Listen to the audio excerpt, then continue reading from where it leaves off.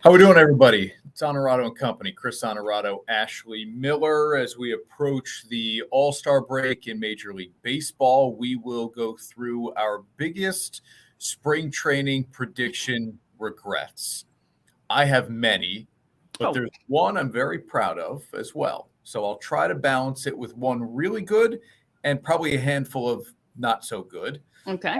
We'll talk about what some former Section 2 stars are doing in baseball right now. Big things. We've talked about the fact that there are 4 of them up in the major leagues right now, but 2 pitchers are really shining above really kind of the rest, maybe you could say. So we'll get into that as well. We've got the NBA Summer League starting in Las Vegas. You say, who cares? Does anybody watch that? 5 o'clock on Friday. People in the 518. Be tuned in. We'll tell you why. Ash, what else we got cooking on the show? I don't know. We'll talk home run derby. A lot of baseball. Listen, it's baseball season, and it's one of the only sports going right now. We'll talk a little tennis. Dirty Difficult done, as always. A little golf. Yeah. A little golf. All right. Let's get it going on OwnCo.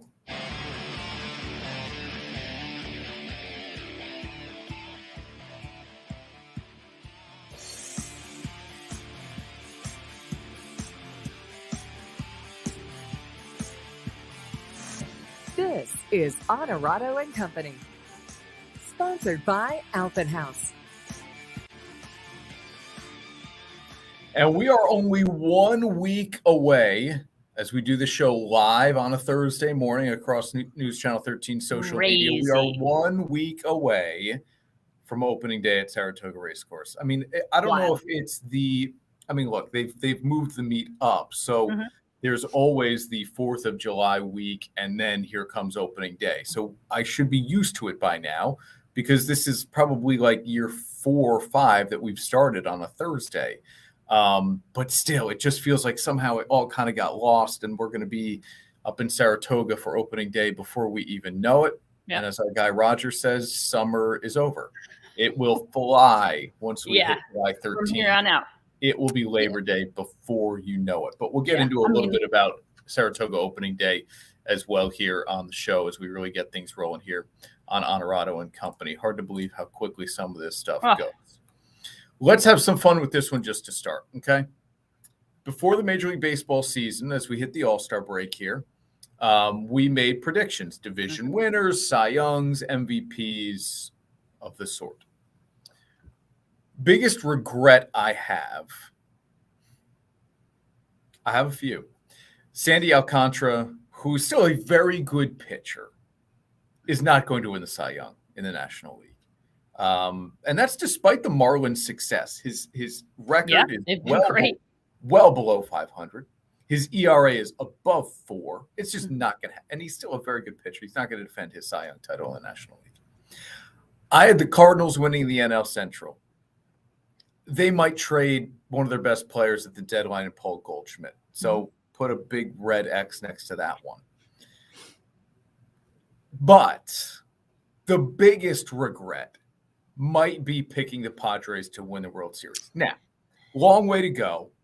And if they just get into the postseason, they could potentially be as good as anybody. And we'll see what they do at the trade deadline, if anything. So, but right now, sitting here on July 6th at 10:06 a.m., Padres to win the World Series, not looking so good, Ash. Yeah, not looking so good. I'm not great at remembering what I pick, but one thing stands out to me as a little bit of a disaster. And I think it's because it quickly went south, and now it's gone so far south that it's like a little bit embarrassing.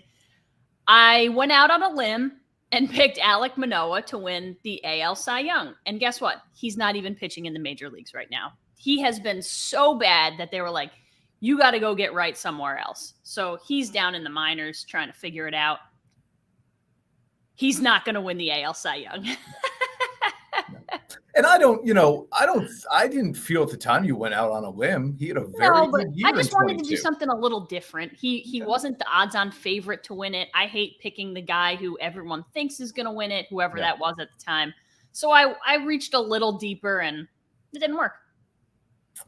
Now, I mean, you had the Mets winning the NL East. And this I do not agree with. Anthony D'Amato, big chance. It's going to be tough. You're saying they won't make the playoffs, or they won't make noise in the playoffs? No, I think it's going to be tough for them to get in at this point. Yeah, I think so too. They've won 4 in a row as we sit here on a Thursday. Yeah, I mean, but they're 18 back of Atlanta. Yep. They're 10 back of Miami, and they're 6.5 back of Philly. Like there is distance. Well, they're only looking at the wild card at this point. Yeah, I get it. But it's a handful of games or something. Teams in their own division that are going to get the wild card in front of them. Correct. Yep. Where did I get something right so far? Anyway, the Braves. Pretty sure I picked Ohtani to win MVP. Okay, that looks pretty good. And I had Acuna winning the National League MVP. Well, that looks pretty good too. And I waffled big time on the division winner in the NL East because I wanted to take Philadelphia. I'm glad I didn't. I took Atlanta. But predictions are not my strong suit. You know that. I'm going to turn away from this bright sunshine I have pouring through the windows. Go away from the light. Go to the light. Sam's watching. Always good to see Sam on with us. Carol is here as well. The usual suspects. Joy is with us. You already checked in with Anthony D'Amato as the Mets. I mean, Anthony, he's like all in. Like what keep? I mean, I don't know. Keep trading. I guess he's a real fan. See Cohen make some real moves. I don't know. Yeah, I mean, what can you do at this point? Sam is a Mets fan. He says it's kind of the 4-game streak just feels a little bit like a tease, maybe. Yeah, okay. And yes, Sam, we'll be at the track on Thursday. So we'll do this show live from Saratoga Race Course next Thursday morning. Same time, always, 10 a.m. Yeah, all good. Cool. All right, so those are our regrets. What we didn't do was pick Rookie of the Year because you don't know who's going to get called up necessarily and how that's going to affect the league. For example, what the Reds have done, like Zach Remillard. Yeah. I mean, look, he keeps going. What the Reds have done with the young guys they've called up, and this one in particular, people are, loving Ellie De La Cruz. I like that you threw this in here. Is this an overreaction that he's the best rookie in baseball since Aaron Judge? What put this in your brain? I just love watching him. I think he's fun. He's got the Fernando Tatis flair, but he's one of the most talented baseball, in my opinion. What he brings to the baseball field is unlike what many others do. I mean, the guy can absolutely fly on the base paths. And he has power for days. And I just think he has that personality that fans love and most fans love and kind of gravitate towards. I'm going to say old school baseball fans are not going to love it. Davey Martinez does not love it. That became clear on Wednesday night when he had a problem with his reaction. But I love that stuff. Like, Davey Martinez picked a fight about some stupid plastic knob on the end of his bat. They made him take it off. Then they let him put it back on. And then he just obliterated a ball 455 feet and then pointed to the end of the bat and was like, I don't think it's that. That's working. Like, that's the stuff that I like, though. But if you're going to pick a fight with somebody and not even pick a fight, but if you're going to create an issue with something and you're Davey Martinez, you better expect that kind of reaction from a young kid. Like, that is how the game goes nowadays. Yeah. I think the flair makes it fun, to be honest with you. He's a 6'5" shortstop, right? He's a lean and long and all of that stuff. He doesn't look like your prototypical. But I saw you put this in here, and so I just went back to look at just the rookies of the year in the last handful of years or so. Yeah. Okay. And so the question, so Judge won Rookie of the Year in 2017. Here's who has come since Aaron Judge. Okay. The next year, Ohtani and Acuna. Oh, well, I thought, Acuna was that late? The year after that, Pete Alonso hit 53 home runs. Yordan Alvarez hit 313 with 27 and 78. Now, I skipped 20 and 21 because it wasn't all that impressive yet. The COVID year, and then even after that, I didn't know it. But last year, you had Julio Rodriguez hit 28 home runs, 75 RBIs, 25 swipes. Yeah. And Michael Harris II got a big contract with Atlanta after hitting 300, 19 homers, 64 RBIs, 26. Yeah. My point is the difference for me is the amount that people talk about him, the amount that he's in highlights, he just does something differently. So for me, Aaron Judge was different. It's not that all those rookies weren't great, because they were, but Aaron Judge was different. Ellie De La Cruz is different. They seem to just have separated themselves in the way that they play, not so much in like the talent that they bring to the table necessarily. You know what I mean? Okay. I get it. I think, look, you know me, I get caught up. I think it's just riddled with recency bias here. Yeah. If we went back to 2018, when we were watching the baseball season, the stuff that was probably being said about Ohtani, nobody had ever said it before. That guy was the most sought after Japanese baseball player in 100 years. Yeah. Like everyone knew he was going to be somebody's a good being talked player. about. You know? Yeah, I get it. I just think the expectation, like for me, this kid came out of left field. Everyone knew who Ohtani was. I think a lot of people knew who Acuna was. I don't know Pete Alonso, maybe not so much, but for me, watching Pete Alonso is just like, meh. Like, okay, a guy who hits home runs, it's not exciting for me. I don't disagree. It was just that, 2 years prior, Judge had set the rookie home run record, and then here comes Alonso, and he beats Judge's record by 1. Yeah. Okay. All right. I just thought this is going to be a fun question, because look at the list I've compiled here in the last handful of years. But could you imagine your guys? You said Ohtani and Acuna were same year rookies, right? Yeah. Can you imagine they both win MVPs in the same year? Like you go from rookie of the year 5 years later to MVPs. Yeah. Right. Ohtani's already got one, right? Mm-hmm. And Acuna's only 25 years old. I know, it's crazy. It's crazy. Let's play with this one here, Adam. Blunder of the Mets. Will they be a buyer or a seller at the trade deadline? We'll take them one at a time here. Mets buyer or seller at the trade deadline, Ash, by the time we get to the end of this month? Seller. Yeah. Big seller? You can unload. I think the biggest thing you can do, and I don't know that they will, because then you're kind of blowing it up, but you're not, is to unload those pitcher contracts and to either Verlander or Scherzer or both. There are plenty of teams who will take on those contracts if they feel like they are in a just this close away from winning. You know what I mean? Like if you get a team that just feels like we're one starting pitcher away and we can add an arm like that, they'll eat that money and take it, I think. So I think you unload the contracts, but you need to get 2 or 3 of that team's best prospects to get rid of those guys. And that should be the goal. If I said to you, the Mets either trade both Verlander and Scherzer or neither of those two guys, which would you take? Probably neither of them. Yeah, I think so too. I don't know that Steve Cohen is ready to bail on this operation, no matter how either, but they don't have much longer with those two guys anyway. So you have to decide if you're building for the future or you really think you can win in the next 2 years. Next year, right. Mm-hmm. Yeah, and I don't know that you can. Chances Ohtani goes to the Yankees, Mets, or someone else. Now, I think Adam's asking, will Ohtani be traded? The answer is absolutely not. There's no way. You think there's a chance he gets traded, Ash, at all? I don't think so. And I know Adam is speculating here because of Trout's injury. He's out 4 to 8 weeks with the because this has been a team that's been better. That maybe Anaheim falls off and they're not in playoff contention. Remember, the deadline is August 1st. Mm-hmm. That's really soon. It's soon, yeah.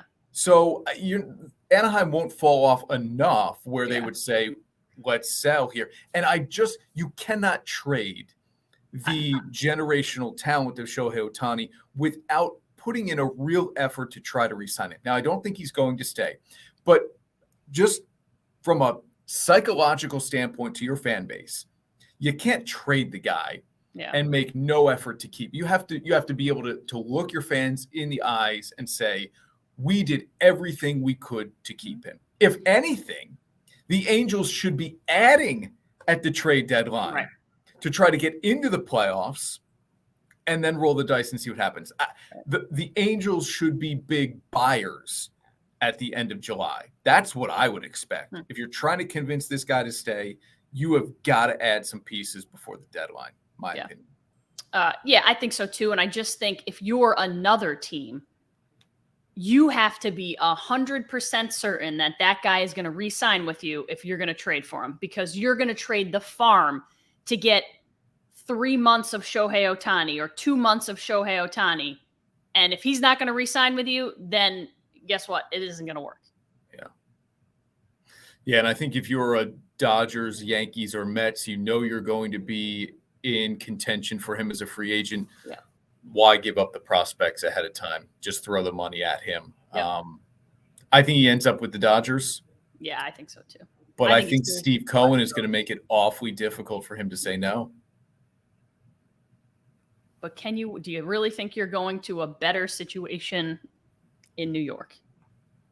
No, but a lot of these guys don't necessarily always pick the better situation. They pick the better financial situation. Sure. All right, let's take a quick time out here. He will be just fine no matter who he signs with. You're right about that. Back right after this on Onorato and Company. A week to go before Saratoga's opening day. We'll do the show live there from Saratoga Racecourse next Thursday. We have our Triple D coming up, Dirty Difficult Done, Performance Industrial, Golf and Baseball on the brain, and former Section 2 guys in both the NBA and Major League Baseball making big waves. Back in a minute. Teams, athletes, organizations. We're transforming the custom apparel industry through product and purpose.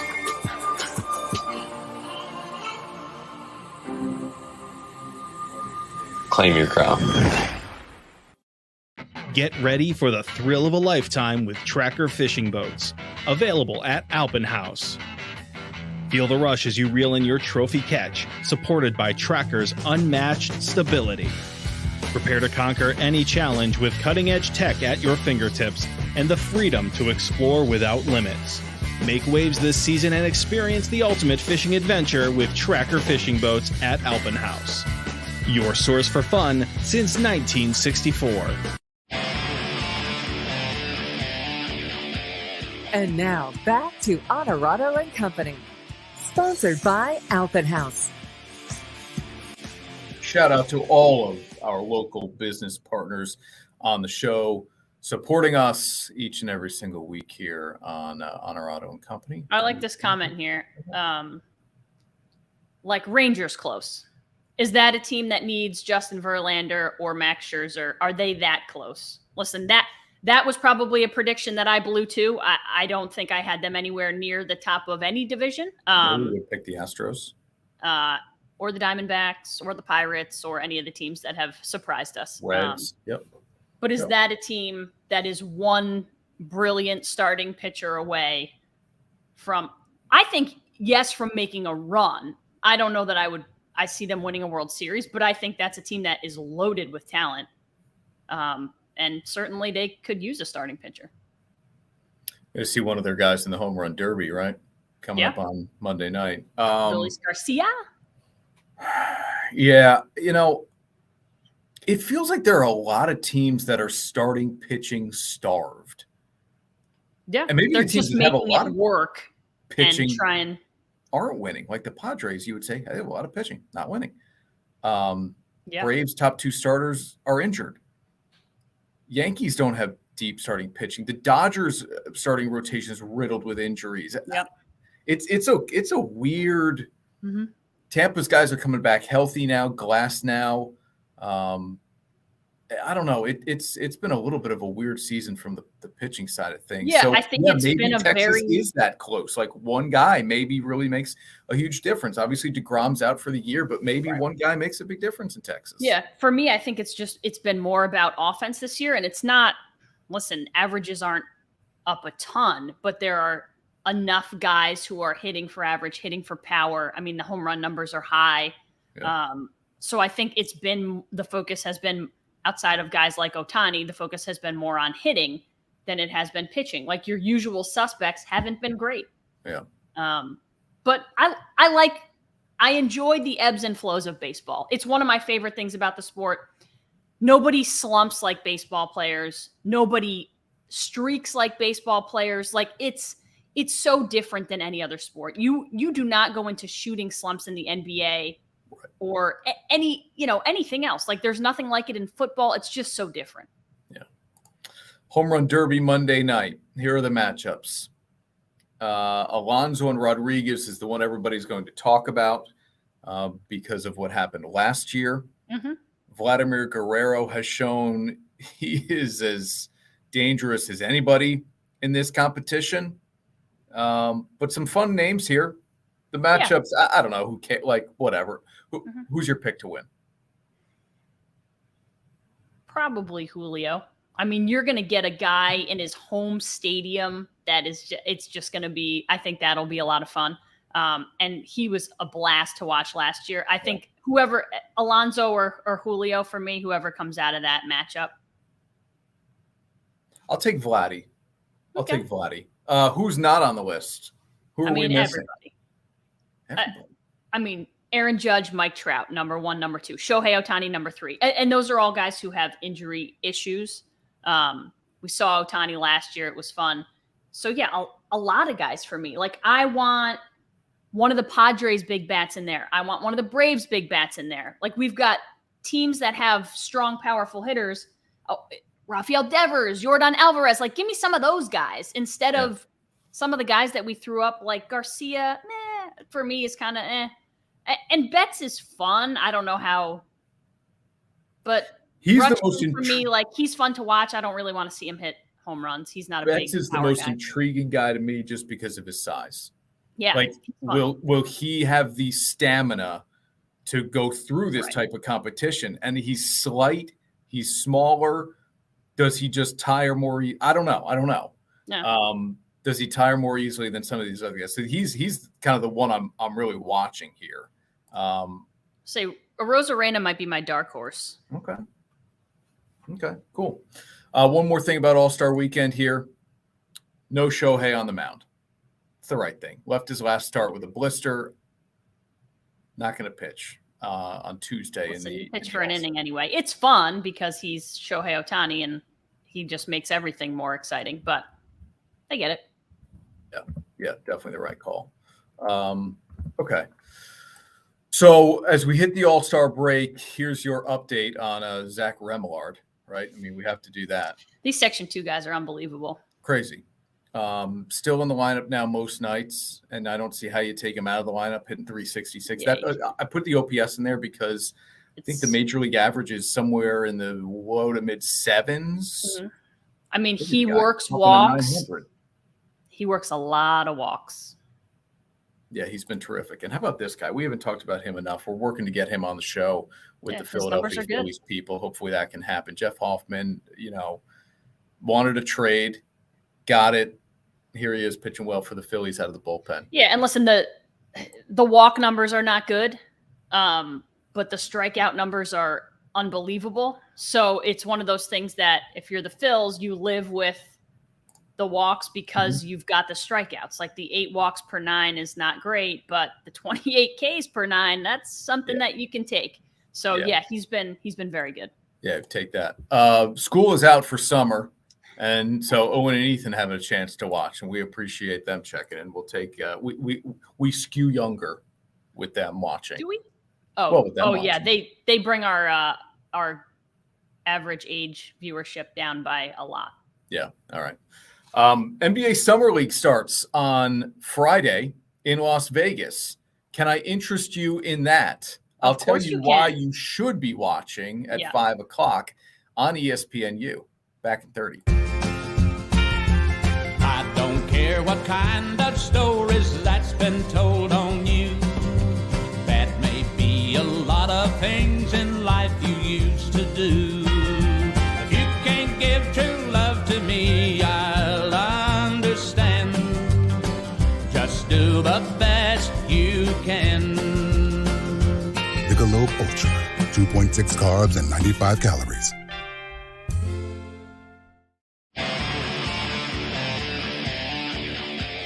And now back to Onorato Company, sponsored by Alpenhaus. Nobody does short commercial breaks like we do short commercial breaks. Right back into the action here on Onorato and Company. Ash, you had an opportunity to catch up with Andre Jackson Jr. During a little virtual press conference from the Bucks facility. He was great.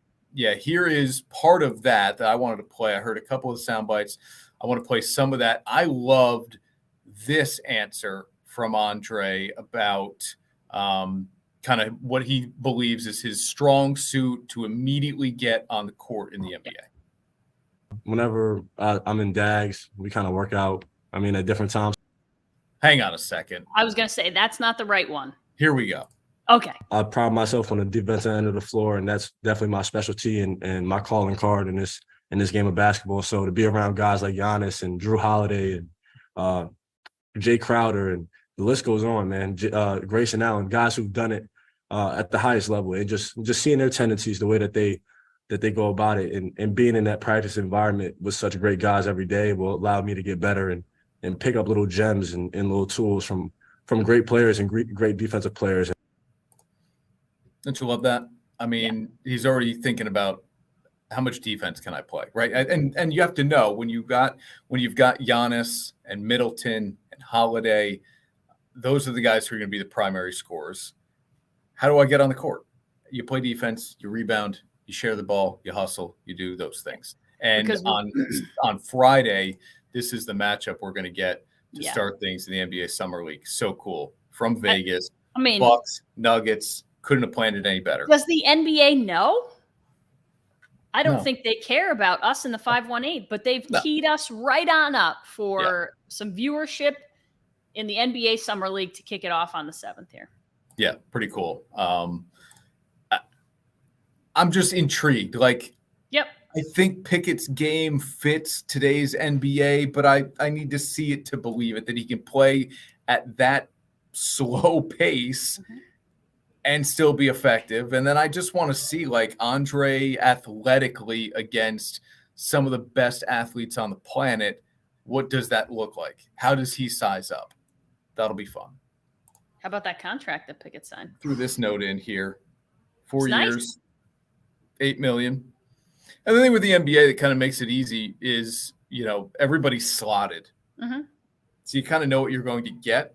The second round guys are just guaranteed the first 3 years. And a lot of times that works out in the player's favor. Right. Because if you're a second round player, the goal is to outplay the contract. Mm-hmm. So you become a free agent much sooner instead of them getting you on the cheap, if you will. So Pickett plays well, he gets to hit the open market sooner than a first round pick would. Sam wants to know, will they play? I think the answer is yes. Definitely. Overwhelmingly yes. I think they'll both play because these are guys. This is not like Victor Wembanyama, who is the surest of sure things and who you may want to protect. I don't think the Nuggets or the Bucks are going to handle these guys with kid gloves. I think they want to see them on the floor against NBA caliber talent. You got to get them out there and see what you have and see what you want to work on. It can't be the first time. You can't keep them out of summer league and then throw them into an NBA game and then be like, well, this isn't working. So this lets them get their feet wet a little bit. I think you'll see both of them. I think so too. And Sam does make the point here. A lot of guys on both rosters, not everybody plays. If you look at a box score of a summer league game, you've got, 9 guys who didn't get on the court. Yep. So it's possible that they don't both play in this game, but I they'll think play they in will. Summer League. Oh yeah, of course, Yeah, of course they'll play in summer league. I hope they both play Friday, and I think that they will. They're second round guys. Yeah. These organizations want to get them out on the court. Let's see what we have. What's been interesting to me is the Kings have played Keegan Murray a lot. 41 points. He's been incredible. Well, he's playing against nobodies, but I get it. But he has been like the primary ball handler in a lot of ways for them. They have him doing a lot of different stuff, but that is going to benefit him. There's a risk in putting him out there, but that's going to benefit him because this is where you do things like give Keegan Murray the ball and have him be the primary ball handler. That's the situations that you try these things out, and he has absolutely shined in every situation they've put him in. It's been fun to watch, and I think people are really a lot of the stuff that I've read is like Keegan Murray is going to take a huge step this year. He will be one of the better second-year guys in the league. Well, then look out for the Kings, huh? And that's what gets us to our guy, Kevin Huerter, who is back in town, and he kicked off, really launched the foundation. It's been in the works, but the official kind of public launch of the Kevin Huerter Foundation was last week with a golf outing at the Edison Club. They raised more than $30,000, and this is an organization, a local nonprofit that's going to benefit youth sports. Kev said, I had a lot of advantages growing up, because of my family, because of my school district. And I want to at least try to give kids in the capital region who don't have those same advantages a little bit of an edge or something that just kind of keeps them in the sport for as long as possible. And so it was cool to kind of catch up with Kev. And here's a little bit of that golf outing. Our guys from Novice made Swanky the polos that are really cool. And, he's working on the golf game. He said he doesn't play as much as he'd like to. He said Malik Monk plays maybe the most, but he also said Monk and Murray, right? Yeah, he also said Monk maybe needs the most work on his game. So he plays a lot, but he might need to actually be the one who plays a lot. Know what I mean? Here's what Kev had to say about creating that foundation. So many people that are from my childhood that again were really instrumental for getting me to the point where I'm at, are out here again supporting like they always have. And so it's great, honestly, just to put on an event just to see a lot of familiar people. Always good to catch up with Kev, and there were a lot of familiar faces on the golf course that day with him, supporting him as you would expect. And of course, as you would expect, he's the Carol, best. Right on. He is the best. I said to him, he's wearing a U.S. Open LA Country Club hat. I said, did you go to the? Yeah, I did. Been kind of flying around everywhere this summer. I'm exhausted, but I've gotten to do a lot of cool things. I said, good, go do them now while you can. Listen, I mean, financially, he'll be able to do whatever. Fine. Yeah. But because of who he is currently, go do that stuff now where people invite you to these things. Once you're retired, you don't get invited to a lot of this stuff anymore. So go do it all now if you can. My favorite thing about Kevin, and I know it's still fairly early, but like you wouldn't know that kid's an NBA star. The way that he interacts with people and treats people, he's just so down to earth. We've talked about it before. Great family, great guy. And those are the kids that you want to do well, at that level. And he's giving back, which is important. Yep. And one more here from Andre Jackson about, you asked him, I think, right, Ash? I did, yeah. Well, I just thought, I'm sure that they run in the same circles because the 518 is small. But I didn't realize kind of how close the circle was. And Andre explains kind of where they intersect and what Kev's journey has meant to his journey, which was really cool to hear. Whenever I'm in DAGs, we kind of work out. At different times. So I'm always running into him, and sometimes he'll give me a little word or two of advice. And I appreciate that for sure. His new facility has gave me some opportunities to go out there and work out as well. So I'm very grateful for that. And honestly, just him doing it and him doing it at the highest level has automatically inspired me being from the 518, because you don't see a lot of people do that. And he's doing it at a really high level. So to see that just continues to inspire me every day. Pretty cool. Yeah, really cool. Not bad if you're Steve D'Agostino, Dags Basketball, or the Impact Athletic Center in Half Moon, to have these two dudes working out kind of on the regular with you. That's not bad. It's unbelievable. We've talked about this from a baseball perspective, and how incredible having 4+ major leaguers at the same time is, who are really contributing. Kevin Smith is on the IL currently, but you've got Ian Anderson recovering, waiting in the wings. Like, the amount of talent in the major leagues is incredible. But again, and the talent in the NBA, to have 2 guys in the NBA from this area. NBA rosters are a lot smaller. It's, I think, harder to stick. There's not a lot of the minor league system in baseball is so much bigger that you have room to kind of grow and develop. It's the G League or it's overseas. There's not a lot of places for you to go if you can't stick on an NBA roster. So the 518 is so well represented. I've lived here my whole life. I haven't covered sports here, beyond my life, but I don't know that there's ever been a time like this for professional athletes at this level of talent, but the sheer number of guys who are playing professionally right now in a lot of different sports is pretty crazy. Yeah. Got to get an NFL guy, right? That's hard to do. That'll be the toughest one, I think, especially from this area. That'll be the toughest one. Yeah, I get that. All right, we'll take another quick time out here on Onorato Company. When we come back, we stay with a little section 2, and we hit the links for Performance Industrial's Dirty Difficult Done. Back in a minute. Happiness is found in simple things. The sun on your face, sharing laughs, at the campground, getting wet, relaxing together, the love of family. There's never been a better time to go outside and play. Alpenhaus Pool Spa Boat and RV. Bringing families together and creating memories since 1964. You've heard of unsung heroes. The men and women of Nyskoba are the unseen heroes. For the past year, you've learned about our many charitable endeavors. Now it is my privilege to share with you the work performed by our members, the 20,000 state correction and law enforcement officers shielded from view.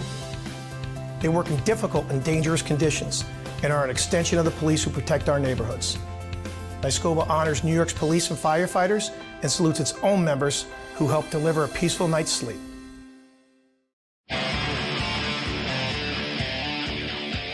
And now back to Onorato Company, sponsored by Alpenhaus. And now, Dirty, Difficult, and Done. Sponsored by Performance Industrial.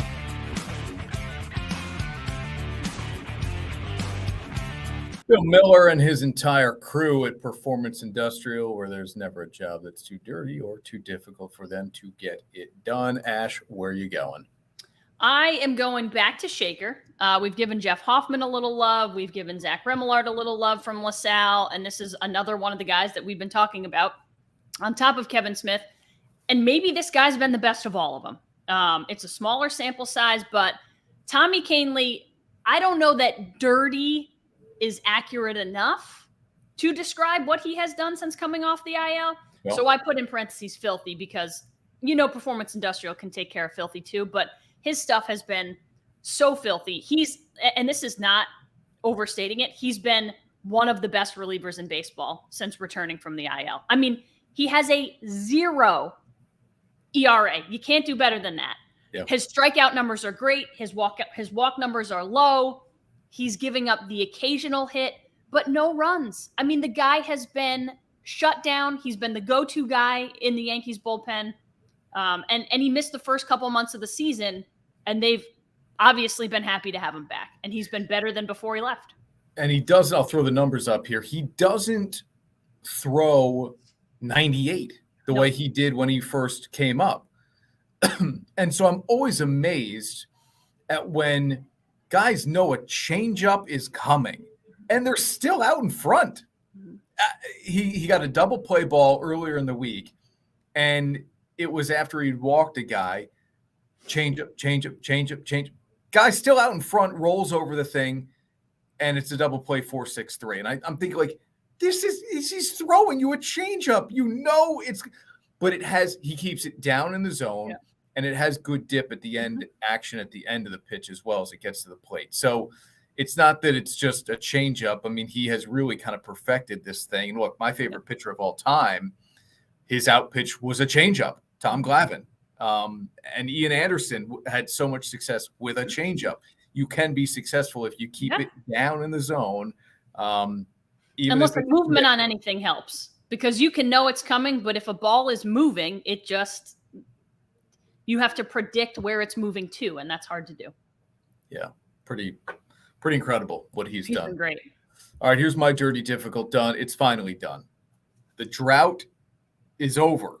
Ricky Fowler's winning drought is done. 4 years. 4 years. That's a long time in golf. The 2019 Waste Management. Not to not win a major. He's never won a major. I know, but I mean, for good golfers, 4 years is a long time not to win a major. This is to win, period. And he's a good golfer. He has just kind of remade his swing completely. The Rocket Mortgage Classic on a first playoff hole. He hadn't won since the Waste Management Open in 2019. But I do think he's only 34 years old. I think people do forget like how good this guy was. I know it's been a decade. Crazy. It's been a decade. 2014, Ash, is when he finished top 5 in every single major that year.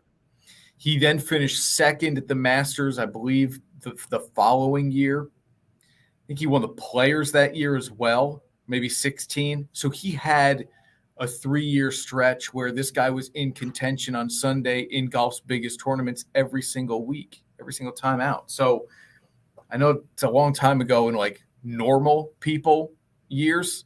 For me, I remember it kind of almost like yesterday. Like, okay, when does this guy eventually break through? And it still hasn't happened. He had a legit shot at this year's U.S. Open and ended up finishing 5th. So, but then he kind of fell off the face of the earth for a while. Like, you mean after his his run, and then he won in 19, and then he was gone. Like he was nowhere to be found. You would see the occasional shot from him, but he was never in contention. It felt like he made 96 starts without a win.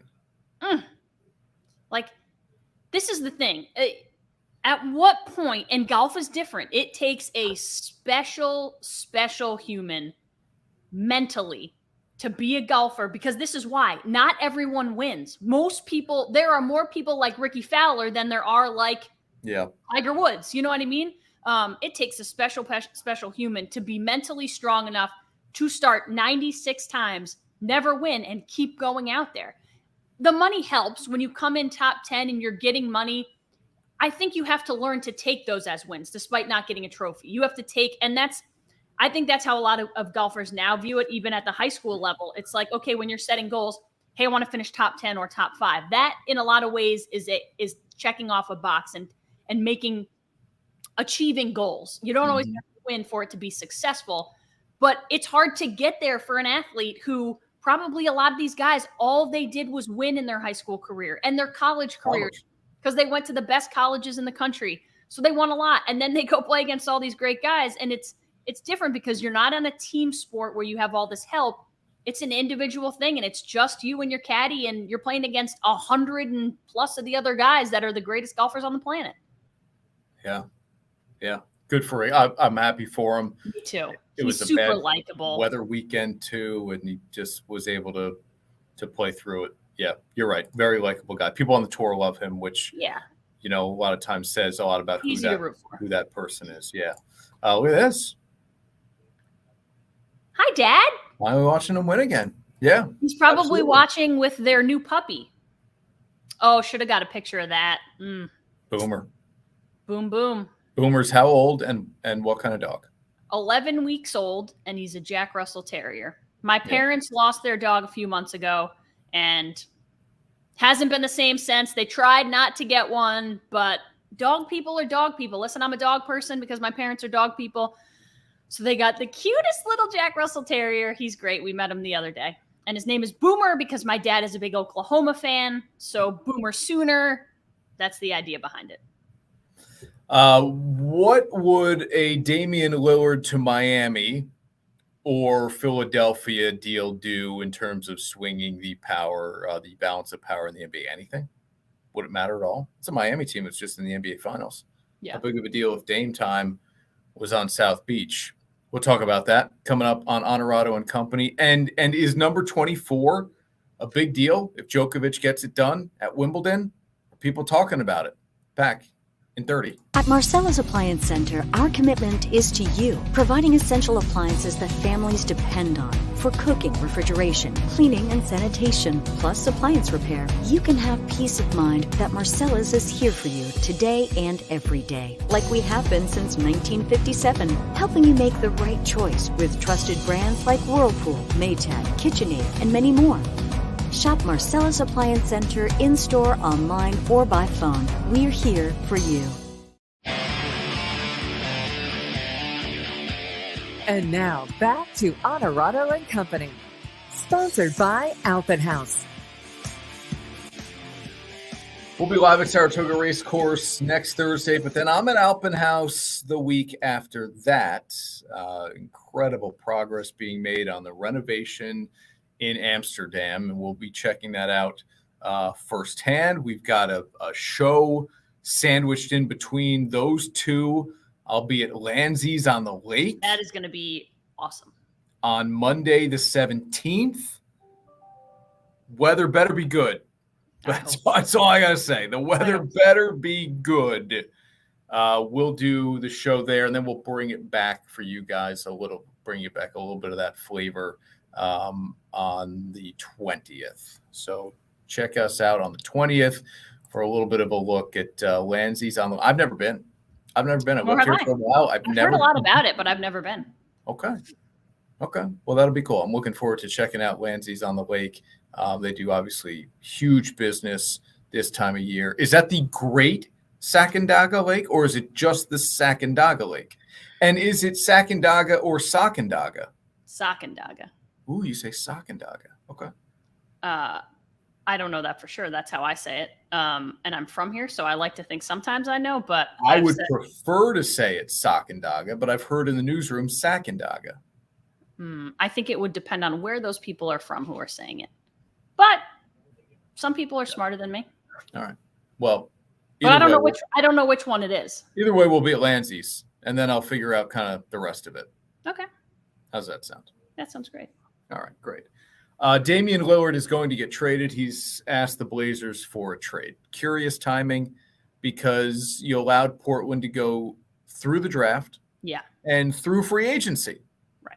Before requesting a trade. And I get it. The idea is maybe they'll do something to just absolutely stun me. Mm-hmm. And I won't want to leave. You knew that wasn't going to happen, though. Right. And they draft Scoot Henderson, who effectively will kind of replace the style of play of Damian Lillard. But before you request the trade, they signed Jeremy Grant to a monster. Huge contract. Now, maybe this is, hey, even if Dame wants out, we don't want to leave the cupboard bare. Let's at least try to be somewhat competitive. We've got young players. I love Simons. Obviously, they draft Scoot Henderson top 3. You don't want them to just go out there with a bunch of 18 to 22-year-olds. Grant's the vet who can be a reliable guy on the court. Give them some support. Listen, the trade return for a guy like Damian Lillard better be pretty good. Wasn't great for Bradley Beal. I know, but that's the thing. If I'm the Blazers, I'm not just going to give you up for nobody. And that has to be made clear.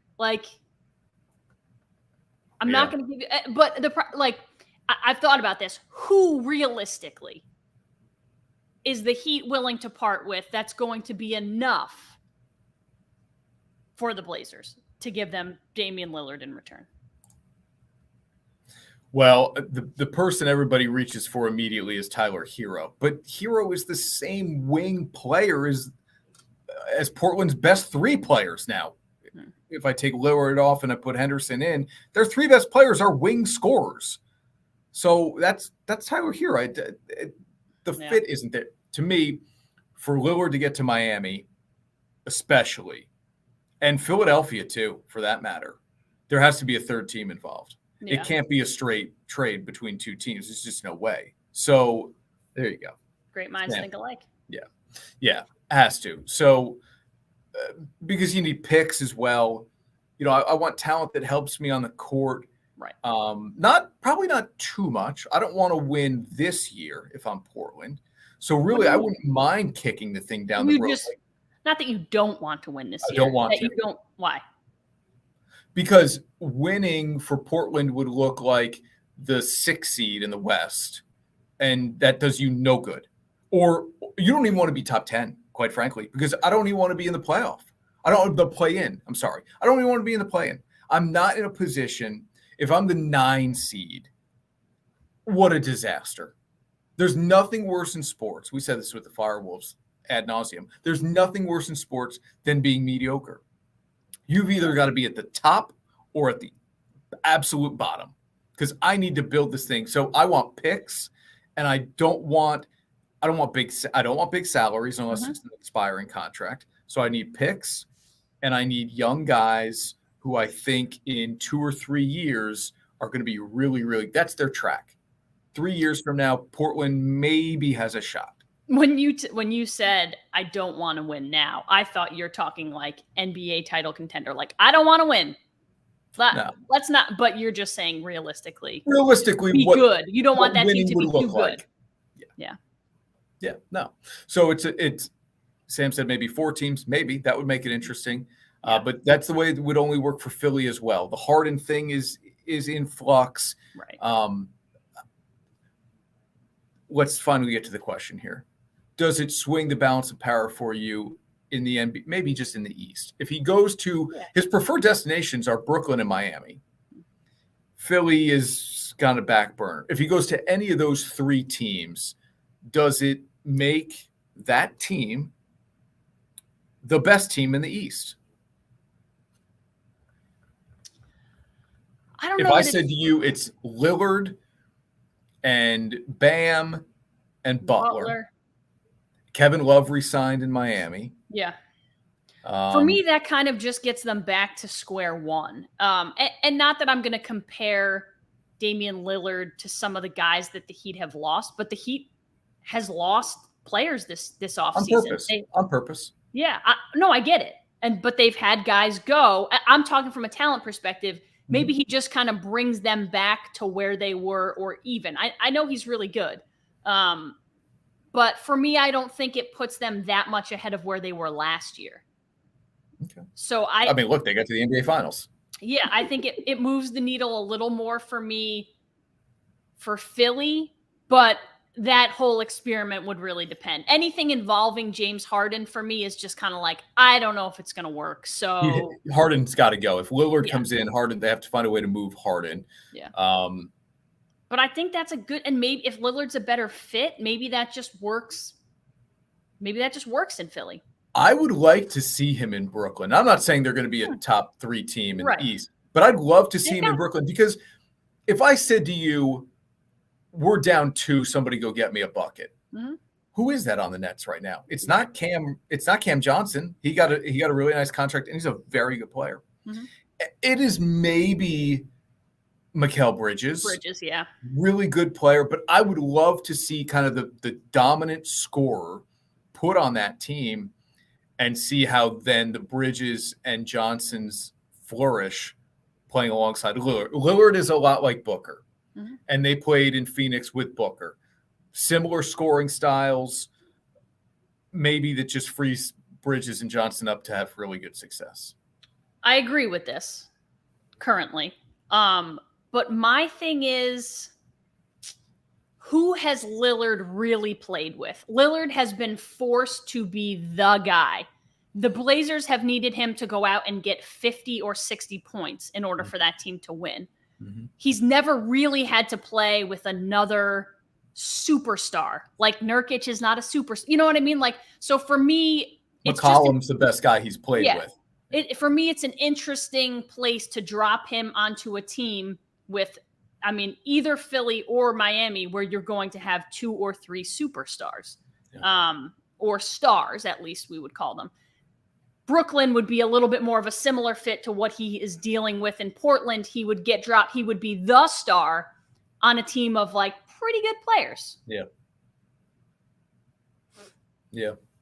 I don't know that it does enough here to really completely swing things. I had one thought as we talked about Harden. Let me just get this out of the way here. I don't know what the number is in Vegas. The Rockets are going to be okay this year. Ooh, I mean, they are going really well. They're going to be okay. I think the Rockets get into the playoffs. Now that means a top 10 team. That I'm writing this down. Please do. Put it in. Rockets to the playoffs. Rockets in the playoffs. Rockets in the playoffs, which counts. Let me just put the asterisk here. Okay. If they make the play-in tournament, that counts. Yeah, I get that. That's not technically the playoffs, but if they make the play-in tournament, that counts. The Rockets will be in there. I'm happy to agree to those terms that play-in counts. I like that. I like a little bit outlandish predictions. Like Alek Manoah to win the Cy Young, Rockets to get in the playoffs. Van Vliet signing. Harden might come back. I mean, Harden wants to come back. If I'm the Rockets, I don't want him back. Jabari Smith, they love him. Yeah, your aunt and uncle live in Houston. They love some James Harden. They've got a lot of good young. I think Houston's sneaky. This is not sneaking up on anybody. It's been kind of the slow build, and it was jockeying back and forth between Nadal and Djokovic. But now Nadal banged up the way he is. Djokovic is going to grab hold of this thing and never give it back, and that is the lead in terms of men's single Grand Slam titles. This would be 24 if Djokovic is able to win it all at Wimbledon. It would tie the all-time mark, pre or post-Open era. Margaret Court has 24 on the women's side, and that is pre-Open era, which is why a lot of people recognize Serena as the number one women's champion. But it is, in fact, Margaret Court with 24. Is this a big deal if he gets to 24? Yeah, I think so. I think it's interesting that you said it did not sneak up. I agree that it hasn't recently snuck up on anyone. But if you told me 5 or 10 years ago, 3 years ago, that Djokovic would end up as essentially the greatest men's tennis player of all time, he would have the most majors, because Roger's obviously not getting there, and I don't think Rafa will get there either. So Djokovic is in the driver's seat. However many more he wins is going to be the mark. Maybe for a very long time. I think if you told me that a few years ago, I would have said you're crazy, because it's either going to be Rafa or Fed. So in that regard, I think it's been a little sneaky, because as those two guys have kind of like just controlled the narrative, Djokovic has stayed a couple behind. And then when he stays healthy and those other guys are injured, now he's like, all right, let me just take that right away from you. So it's kind of been funny the way that it's played out. And I think Djokovic is the better player between he and Rafa. People talk about Rafa's dominance on clay, and I think he's got 13 French Open titles. Yeah, it's very. Novak dominates the Australian Open. That was his bread and butter. So everybody has that. Yeah, and for Fed, it was Wimbledon. It's a specialized court surface. It's natural. It just happens. Yeah, exactly. I still think Djokovic is the better player than Nadal. And you look at the head-to-head against Federer, he's the better player, just if you're looking at that. I would have liked to have seen same age Fed and Djokovic step by step. That would have been a lot of fun. Like their prime, both in their prime. Both in their prime. Yep. Yeah, I know. Joy and Sam both say Alcaraz. Okay. I like it. Yeah, I'm rooting for Djokovic.